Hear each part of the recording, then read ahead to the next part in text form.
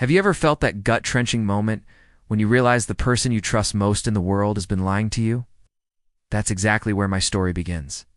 My name is Bradley, and for 10 years, Sabrina was my everything. We were that couple, you know. The ones who finish each other's sentences, the ones everyone said were meant to be.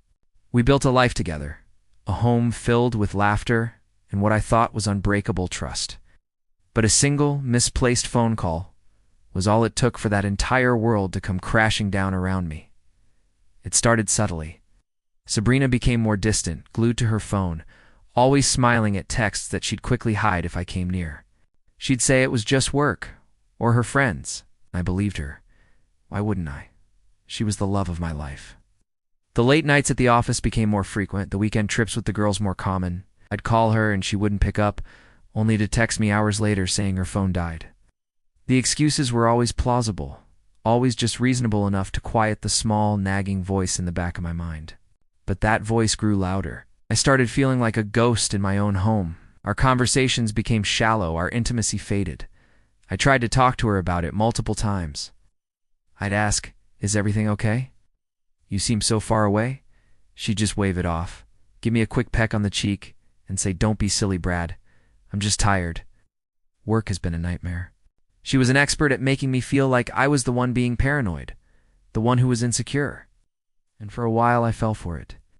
I told myself I was overthinking things, that I needed to trust her more. The turning point came on a Tuesday. I remember it so clearly. I was working from home and she was supposed to be at a conference out of town. She had left that morning, a rushed kiss goodbye, and a promise to call when she checked into her hotel. Hours passed, no call. I tried her cell. It went straight to voicemail. Again and again. Panic started to set in. Was she okay? Did something happen? I was about to call her hotel when my own phone rang. It was an unknown number. I answered, expecting the worst. But the voice on the other end wasn't a stranger. It was her, Sabrina. She sounded flustered, out of breath. "Hey, can you grab my blue binder from the study? The boss needs the quarterly reports." And I completely forgot it. I was confused. "Sabrina, why are you calling from a different number? I've been trying to reach you." There was a pause. A long, telling pause. "Oh, my phone died. I'm borrowing a colleague's," she said, her voice a little too high-pitched. Then, before I could respond, I heard a man's voice in the background, muffled but clear. He said, "Hey, babe, is everything all right?" Time stopped. "Babe," the word echoed in my head. My blood ran cold. It wasn't a colleague. I knew that voice. I just couldn't place it. "Who was that?" I asked. My own voice barely a whisper. "Oh, that's David from accounting," she stammered. "He's helping me out. Listen, I gotta go. Just find the binder, okay?" And she hung up. My hands were shaking. David from accounting? Sabrina didn't work with a David. She worked in a small firm. I knew everyone she worked with. My mind was racing. I went to the study, not to find a binder, but to find answers. My hands trembled as I opened her laptop, something I had never done before. It felt like a massive violation of privacy, but my gut was screaming at me. Her email was open, and there it was. A thread of emails, not with a David from accounting, but with someone whose name made my heart stop. My best friend. My brother in all but blood. Mark. The emails were filled with "I miss yous," "I can't wait to see yous," and details of their secret meets. They weren't just planning meetings. They were planning a future. My future. Our home. They talked about how they would eventually tell me how it was only a matter of time. They betrayed me, thinking I'd never find out, laughing about how oblivious I was. They had been together for almost a year. A whole year of lies, of secret glances and stolen moments right under my nose. The weekend trips, the late nights, it all clicked into place. The man whose voice I heard on the phone, it was Mark.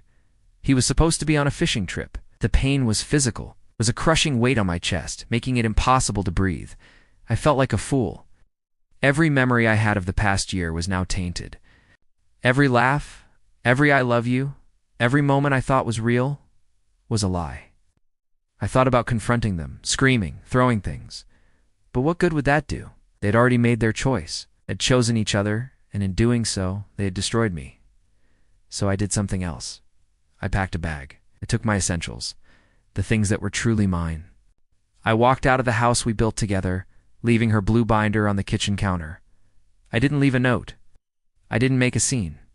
I just disappeared from their lives, the same way they had disappeared from mine, emotionally, a long time ago. The next day I filed for divorce. The silence was my answer. My absence was my statement. It's been a long road since then. Healing isn't a straight line. There are days when the anger and the sadness feel overwhelming. But there are also days filled with a strange sense of freedom. Freedom from the lies, freedom from the constant doubt. I've learned that you can't control what other people do, but you can control how you react. I chose to walk away with my dignity intact. I chose to rebuild my life on my own terms, with honesty and self-respect at its foundation. If you're going through something similar, please know that you are not alone. The betrayal of someone you love is one of the deepest pains a person can endure. It's okay to feel broken, to feel lost. But I want you to know that you can and you will get through this. It takes time, it takes courage, and it takes a commitment to choosing yourself. You deserve a love that is honest, a partner who respects you, and a life free from deception. Don't let someone else's choices define your worth. You are stronger than you think. Thank you for listening to my story. If it resonated with you, please consider subscribing for more stories of survival and strength. You're not alone in this journey.